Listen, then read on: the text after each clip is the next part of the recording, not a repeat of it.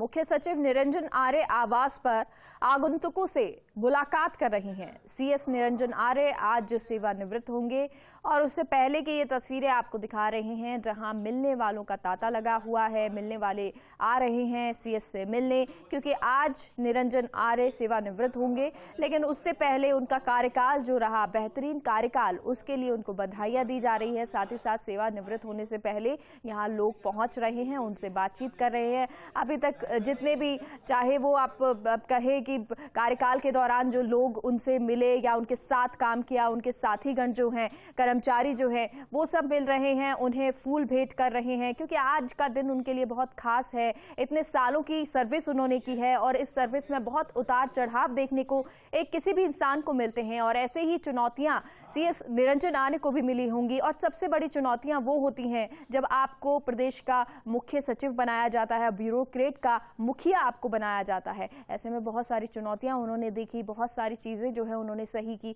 और उन्हीं में से एक, जब ये ब्यूरोक्रेट का मुखिया जो मुख्य सचिव सीएस निरंजन आर्य हैं, जब पहली बार निकले दौरे पर और उन्होंने ब्यूरोक्रेसी के अलग अलग जगह जाकर निरीक्षण किया, अलग अलग जगह पर जाकर उन्होंने देखा कि किस तरह से काम होता है, किस तरह से संचालन कर रहे हैं, अलग अलग शहरों में वो गए।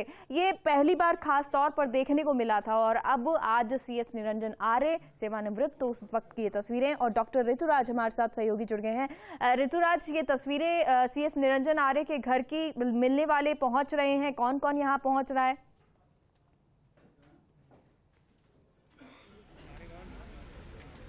देखिए, भीम आर्मी से यहाँ पर आए हुए हैं संगठन के लोग, जो प्रमोद हैं वो आए हुए हैं। इनके साथ ही और अन्य पदाधिकारी हैं। इसके साथ ही जो कांग्रेस के ब्लॉक लेवल के जो वहाँ पर पाली में जो स्तर, पाली में जिला स्तर पर और ब्लॉक स्तर पर जो कांग्रेस के सदस्य हैं वो हैं। और इस तरह से जो अनुसूचित जाति जनजाति के अलग तरह के जो संगठन है वो मिले हैं। आरएएस मुख्य परीक्षा के जो अभ्यर्थी हैं उन्होंने यहाँ पर मुलाकात की है। इस तरह से कई तरह के यहाँ के विभिन्न जो प्रतिनिधि मंडल हैं वो यहाँ पर मिले हैं और सभी ने उनके अच्छा कार्यकाल को सराहते हुए और आगे और शुभकामना दी है। सब ये सोच रहे हैं कि आरपीएससी चेयरमैन जैसी जिम्मेदारी मिले, या जो संगीता आर्य उनकी पत्नी हैं उन्हें अतिरिक्त चार्ज दिया जाए अध्यक्ष पद का आरपीएससी। तो ये उसको लेकर भी पहले से ही इन्होंने बधाई, यहाँ शुभकामनाएं देनी शुरू कर दी हैं मेघा जी। क्योंकि आप ऋतुराज वहाँ मौजूद हैं और सीएस भी यहाँ मौजूद है, अगर आप उनसे बात कर सके, क्योंकि लोगों का मिलने का तांता भी लगा हुआ है, अगर वो अपने बिजी टाइम से थोड़ा सा समय निकाल सके तो उनसे बात कीजिए कि किस तरह से उनका कार्यकाल रहा, किस तरह याद करते हैं, आगे किस तरह की चुनौतियां हैं।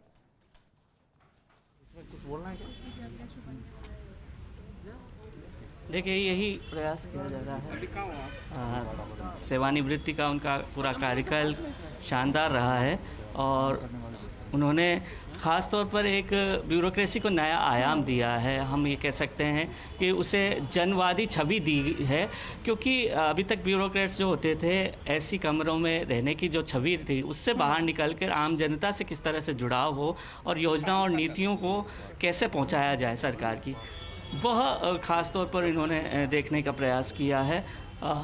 इस तरह से उन्होंने काम किया है, एक नई तरीके की ब्यूरोक्रेसी की जनवादी छवि को लेकर सामने आए और इसको लेकर मास अपील है। सीएस सर, कुछ सेवानिवृत्ति के अवसर पर कुछ दो शब्द कहें कि किस तरह से देखते हैं इस पूरे सिलेबस 50% प्लस पूरे आपके जो सेवा काल है उसको किस तरह से देखते हैं, एक विहंगम दृष्टि डालें तो? बहुत ही संतोषजनक और उल्लेखनीय मानता हूँ मैं।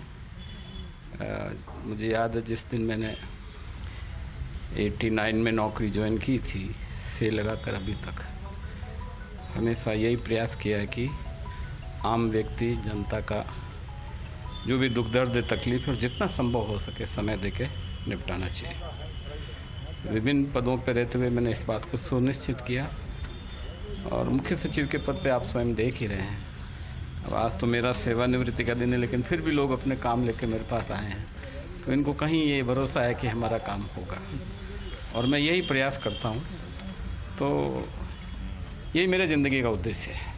आपकी एक जनवादी छवि उभर कर सामने आई है ब्यूरोक्रेसी की, आपके सीएस के कार्यकाल में खास तौर पर, क्योंकि अभी तक हम देखते थे जो ब्यूरोक्रेट्स रहते थे, सीएस रहते थे, खास तौर पे उनकी एक छवि ऐसी थी कि सचिवालय में ऐसी कमरों में बैठकर नीतियां बनाते हैं। जनवादी छवि नहीं थी, जनता के बीच कहीं कहीं नहीं थे। तो इस छवि को लेकर क्या कहेंगे? ये सारी जो व्यवस्था है जनता के लिए ही है। डेमोक्रेसी में लोग ही महत्वपूर्ण है, और जो अफसरों को मिलने वाला फीडबैक है वो भी लोगों के माध्यम से मिलता है। अब आप देखिए, ये आज मेरे पास ये एक एप्लीकेशन आई है, श्री विश्वम्भर दयाल तिवारी। अब ये चाकसू के रहने वाले हैं। अब इनकी बात सुन के मुझे ऐसा लगा कि इनकी बात सही है, ये होना चाहिए। तो अगर आप कार्यालय में बैठे रहोगे और लोगों से नहीं मिलोगे तो आपको पता ही नहीं चलेगा। तो जो नीतियाँ आप प्रस्तावित करते हैं, ये तो खैर डेमोक्रेसी में, प्रजातांत्रिक व्यवस्था में राजनीतिक नेतृत्व ही सर्वोपरि और अंतिम होता है, बट ब्यूरोक्रेट को भी अपनी बात कहना चाहिए और अपना प्रस्ताव बनाना चाहिए। तो इस तरह की फीडबैक आने से मैं सोचता हूँ कि अच्छा कार्य होता है और जनता के बीच में रहना चाहिए। हम ये देखते थे कि कई बार मीटिंग के बीच में आप बुला लेते थे, कोई भी अभ्यर्थी होता था, कोई परेशान व्यक्ति होता था, तो उसको मीटिंग में बीच में बुलाकर ज्ञापन लेते थे। इस बारे में कैसे, क्या फीडबैक आपको मिला फिर? नहीं, दरअसल में प्रश्न ये नहीं है। प्रश्न ये है कि अब कोई व्यक्ति जैसलमेर से चला के आया है, आप जानते, कोई व्यक्ति जैसलमेर से या धौलपुर से जयपुर आता है तो वो 2 दिन पहले तैयारी करता है, वो पैसे की व्यवस्था करता है, और फिर वो बस में बैठता है और फिर वो चल के यहाँ आता है। जब तक बस में बैठा रहता है तब तक वो यही सोचता रहता है कि मैं सीएस से मिलूँगा, मैं कलेक्टर साहब से मिलूँगा, पूरे रास्ते में वही सोचता है। और वो आदमी आपके ऑफिस में चल के आया और आपने पर्ची दे के कह दिया इनको बोलो नहीं मिलेंगे, या अर्जी वहाँ पीए को दे दो, या शाम को बात करेंगे। तो आप देखिए कितना संवेदना का प्रश्न है, कितना मानवता का प्रश्न है।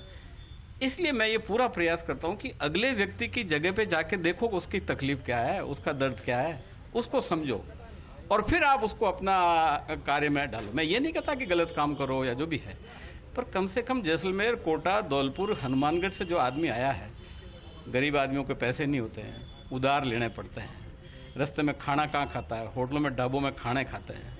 यहाँ जयपुर में आके पता नहीं बस स्टैंड पे सोता है या कोई छोटा मोटा ढाबा में कमरा लेके रहता है, और वो आपके पास आया और आपने 1 मिनट में निपटा दिया, जाइए मैं देख लूँगा, हाँ अर्जी दे दीजिए, पीए साहब नोट कर लो। तो ये मैं सोचता हूँ कि प्रशासनिक दायित्व भी है, इंसानियत का भी तकाजा है, और हर अधिकारी को इस बात को ध्यान में रखना चाहिए। कोई ब्यूरोक्रेसी का यादगार क्षण इस मामले में इस अवसर पर शेयर करना चाहेंगे फर्स्ट इंडिया के साथ? नहीं, मैं हमेशा इस समय भी आप देखिए ये लोग खड़े हैं मेरे पास, तो मैं सोचता हूँ कि जनता के बीच में रहकर जनता के तकलीफ को समझकर रीति नीति में डाल के राजनीतिक नेतृत्व को प्रस्तावित करना ही मेरा सबसे बड़ा अच्छा क्षण है। आगे की जिम्मेदारी के बारे में, आगे की जिम्मेदारी के बारे में,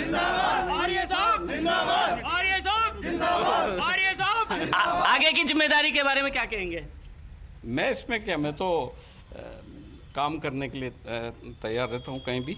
आपको लेकर तरह तरह की चर्चाएं लगी है, आरपीएससी चेयरमैन बनने से लेकर मैडम को चार्ज देने तक की। तो इसमें सरकार का निर्णय, मैं क्या कह सकता हूँ। जो भी जिम्मेदारी मिलेंगी। बिल्कुल, धन्यवाद। हमारे जाखड़ साहब, आओ, पधारो जाखड़ साहब। तो सर जाखड़ साहब आए हैं, एमपी साहब लगातार बधाई हो सर, आपका कार्यकाल बहुत अच्छा रहा और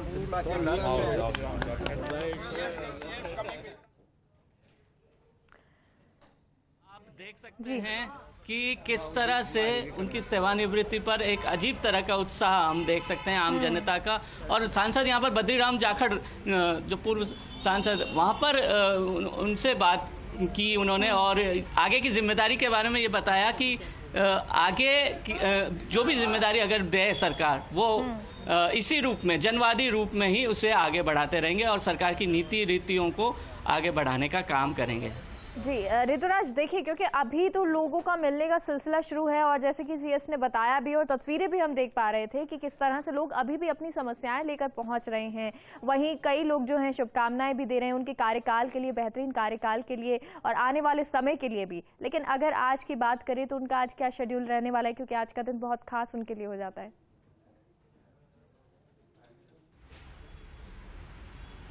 देखिए बिल्कुल ख़ास है, लेकिन जो इनका शुरुआत में हमेशा की रोज़ की बात है कि जो शुरुआत का जो शेड्यूल बनता है उसमें 2-3 बार मॉडिफिकेशन हो जाते हैं। कारण यही है कि आम जनता इनसे मिलने आती है और आम जनता